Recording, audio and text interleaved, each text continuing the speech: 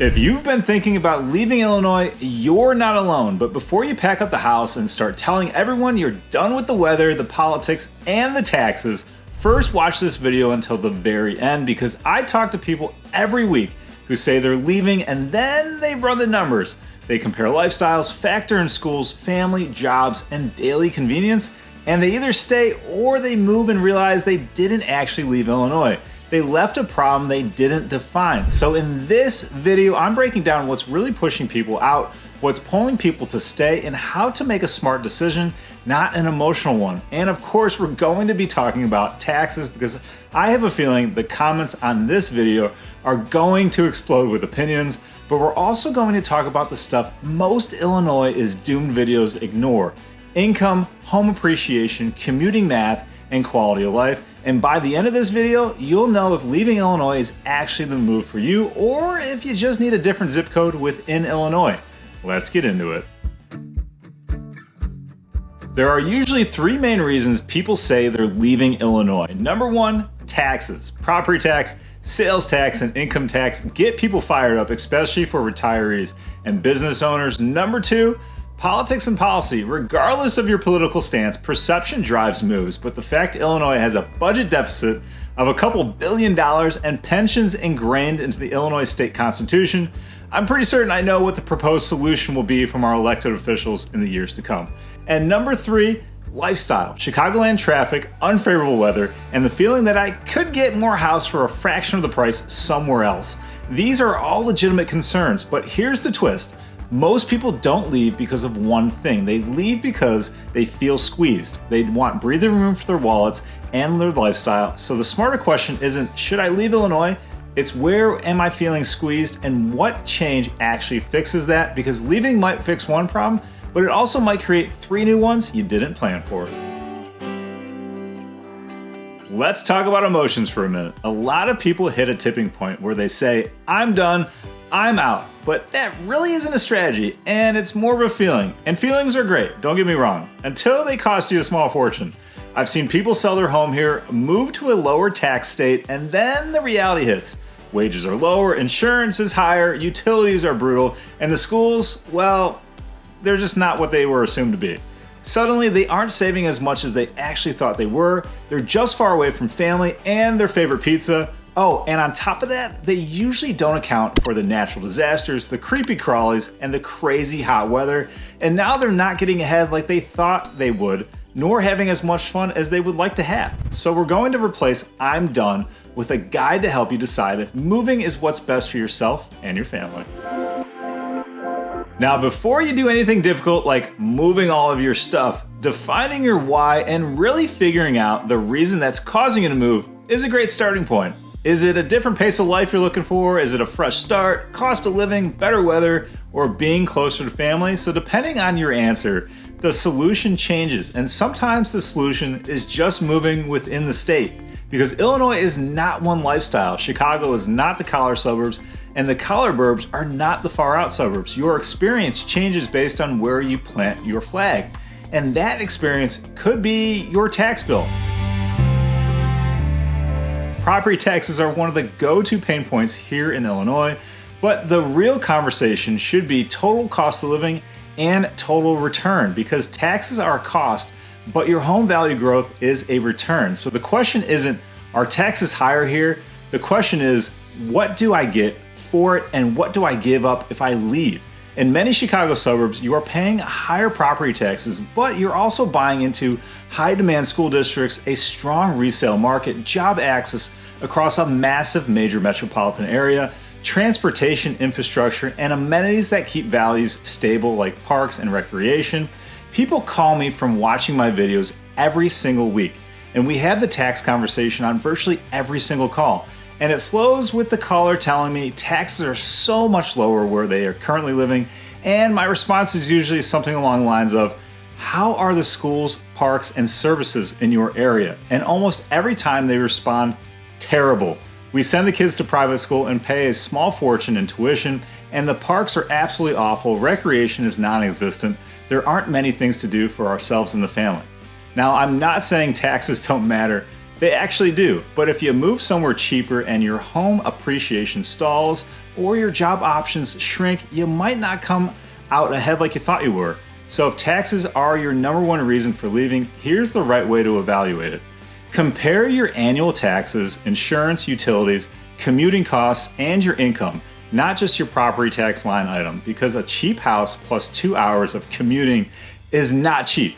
It's a part-time job you don't get paid for, and if you want to understand cost of living in Chicagoland, make sure to reference this video here for a complete breakdown of day-to-day essentials. Now, I'm just going to say it, more house for the money is a real thing in a lot of other states, and several families I've helped move here from places like Texas and Florida are shocked when they see they can only get a new build for under $600,000 far, far away from the city of Chicago. But here's the trade-off people don't talk about. More house doesn't always mean more happiness. If you're moving into a bigger home but losing walkability, community, great dining, and quality of life, is that actually improving your situation? And if you think it is, that's great, that's awesome. But if it isn't, then what you're actually looking for might just be a different suburb, a different price point, or a completely different type of property that fits your current lifestyle. Now, this is the silent deal breaker, income and opportunity. If your career is concentrated in healthcare, finance, tech, manufacturing, logistics, education, corporate HQ roles, the Chicagoland area has depth. That matters because options are security. And if you move to a smaller market, you might be fine today. But what happens if your industry shifts or your job changes? Don't just compare states, compare future flexibility and career potential. Now, if you have kids or you're planning to have kids, this is where Illinois suburbs are extremely hard to beat. You've got a concentration of high-performing public school districts with great extracurricular depth, sports programs that are unmatched, art programs, and competitive academic pipelines. And beyond schools, you've got great family lifestyle with parks, forest preserves, libraries, community centers, youth sports, downtowns, and events year-round. This is the invisible value people miss when they focus solely on costs and don't take advantage of these resources in the community. And if you want more insight on this invisible value, make sure to watch my video playlist here for more in-depth exploration of the top Chicago suburbs, answering a lot of questions about what life is like in these communities. And with this invisible value, the question becomes, if you move, are you gaining something you want more than what you're giving up? Because a lower mortgage is great. That's what we all want, me included. But not if you're driving great distances for everything and your weekends are shot running errands because you have to go 3 towns over. Because then, is it really worth it? Alright, let's address Chicago weather. Wouldn't it be nice to live somewhere when you go outside, your nose hairs don't freeze together? But on a positive note, isn't it refreshing to know you can pick up a pint of ice cream and run around doing errands all day long without worrying about the creamy goodness melting in the back seat? Winter in Illinois is no doubt a character builder, but it does keep the large creepy crawlies away and allows for a 4-season climate that truly does keep residents on their toes. All fun aside, here's the truth. A lot of states have weather taxes also.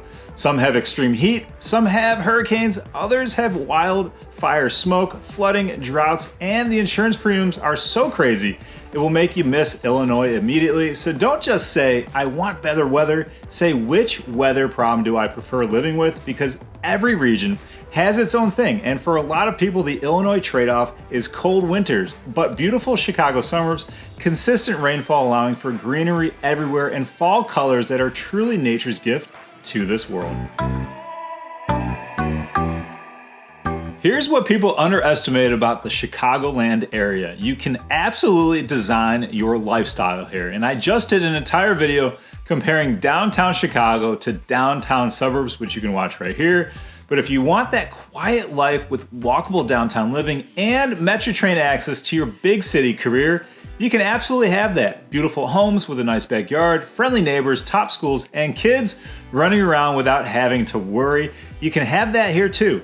You get variety without losing the power of a major metropolitan area, and this is why so many people who leave just end up moving 3 towns over, because living here just hits different when you're in the right area. So here's my 3 options framework. Option A, you stay put. If you love your area and your home works for you and your biggest stress is more mental than financial, stay put, optimize, and stop doom scrolling. Maybe go get a vacation home or something to curb your real estate sanity. Option B, move within Illinois. If you want lower taxes, a different home style, and a different pace of life, you might just need a new suburb, a different county, or a change of pace. You do realize there are some really beautiful spots throughout Chicagoland that make you feel like you are in a totally different place. And option C, leave Illinois. If your why is clear, your job and income supports it, you're not tied to local family needs, and the lifestyle you want truly exists elsewhere, then leaving can be an amazing move and you should absolutely go for it. And if you want a complimentary home valuation, click the link down in the description box below. You may have more equity built up than you realize, and you can make your move happen sooner than you actually think. But the key is, don't guess. Put a plan together, meet with a real estate professional to make sure the numbers work, and figure out a timeline that's right for yourself and your family. Which brings me to the most important part.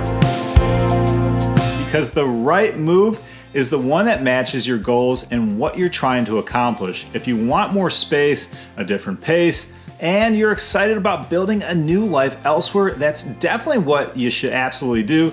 But if you're leaving out of frustration, stress, or vague sense that Illinois is the problem, you might just need a different perspective, because sometimes the smartest move isn't leaving the state, it's leaving the situation, and that could be a new neighborhood, a different home, or a new suburb that fits your lifestyle better right now. And one more thing people forget, if you leave Illinois and later decide you want back in, you may be buying back into a market that moved without you. So if you're on the fence, consider a strategy that keeps doors open. Rent first in the new state while keeping the Illinois house as a rental. Just make sure you are aware of the capital gains exclusion rules and timing so you aren't paying any unnecessary tax. And if you don't want a tenant destroying your home, or are looking to relocate to the Chicago area, let's connect about options that are right for your plans. You can give me a call, shoot me a text, or send me an email, and I'd absolutely love to connect and help you in any way with your moving plans. But until next time, I'll catch you guys later.